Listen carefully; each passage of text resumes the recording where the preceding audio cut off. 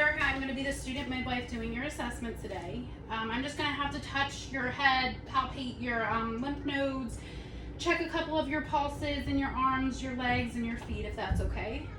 All right, can you start by telling me your name and date of birth? My name is Evelyn. My date of birth is October 13th, 2009. Good. And where are we at right now? KOA Campground, And what year is it? 2023. Good. So my patient is alert-oriented times 4. Her affect is appropriate for the situation, and she appears to be well coordinated. So I'm going to start just by looking at your head, normocephalic. Everything appears symmetrical. I'm going to touch around, palpating the pre- and post-auricular, submandibular, posterior and anterior cervical lymph nodes, and the supraclavicular. That's good. And I'm going to look at the skin color on your arms. They appear symmetrical. Skin color again is appropriate for the ethnicity. I don't see any edema. I'm going to use the back of my hands just to palpate the temperature, and that appears well. I'm going to palpate the radial arteries.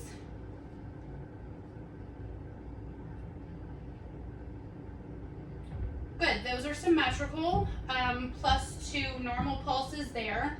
Moving up, we're going to also palpate the brachial arteries, and those are found right above like the AC space. Good, and we always want to compare both sides bilaterally. And while we're here, we'll check the epitrochlear lymph nodes. And those are found right above the AC space at the crease between the bicep and the tricep. And I don't feel any palpable lymph nodes there, no tenderness or anything like that. We'll check this side as well. And I don't feel anything there. And we're gonna palpate the carotid arteries as well. But we're not going to palpate both at the same time, just so we're not going to occlude the artery and impair oxygenation. So we're going to do one side at a time.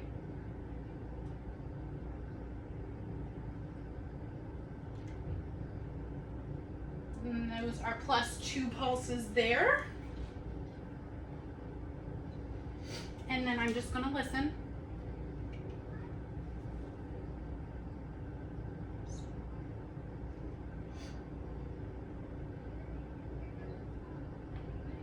And I don't hear any bruise bilaterally.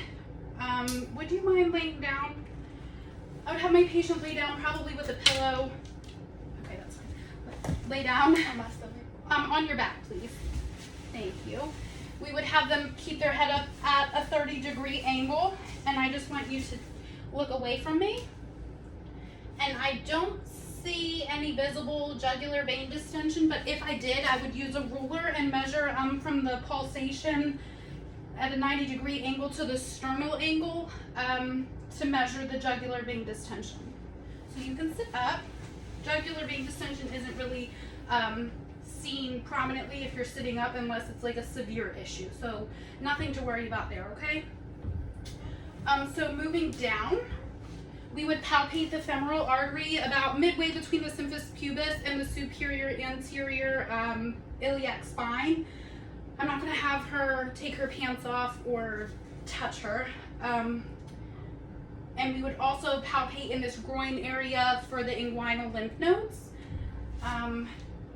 And that's fine. So moving down the leg, we're also checking for symmetrical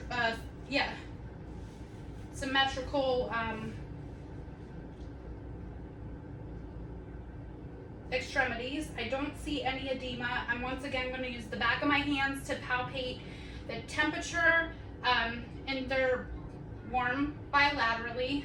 No edema, equal hair distribution, no pain, numbness, tingling, nothing worsens when you walk. Okay.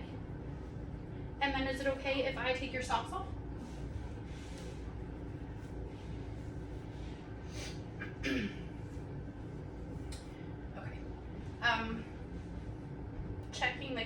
refill. Her toenails are painted black, so we can't really see, but we would want the cat refill to be less than 3 seconds down here, as well as the fingers.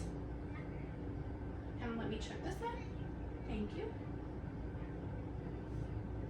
Cat refill is less than 3 seconds.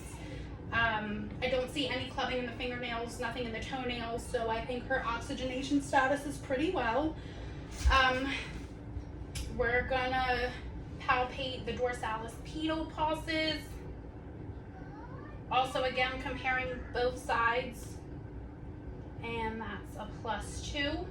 And then we can palpate the posterior tibial pulses, back behind the bony prominence of the ankle. Those are also a +2. And then the posterior, popliteal pulse usually are pretty deep behind the knee, so not easily palpable.